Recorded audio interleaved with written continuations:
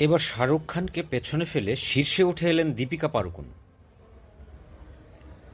বলিউড বাদশা শাহরুখ খানের ছবিতে নায়িকা হয়ে ২০০৭ সালে ওম শান্তি ওম সিনেমার মাধ্যমে বলিউডে নাম লেখান অভিনেত্রী দীপিকা পাড়ুকোন।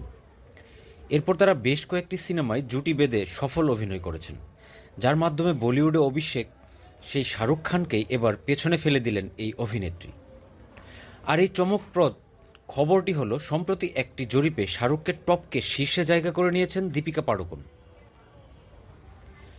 টাইমস অব ইন্ডিয়ার প্রতিবেদন অনুযায়ী গত এক দশকে যেসব ভারতীয় তারকাকে সবচেয়ে বেশি খোঁজা হয়েছে তার ১০০ জনের একটি তালিকা প্রকাশ করেছে ইন্টারনেট মুভি ডাটাবেস তথা IMDb। এতে ১ নম্বরে আছেন দীপিকা। অর্থাৎ গত এক দশকে তাকেই সবচেয়ে বেশি খোঁজা হয়েছে এই প্ল্যাটফর্মে। আর এরপরেই অবস্থান করছেন বলিউড কিং শাহরুখ খান।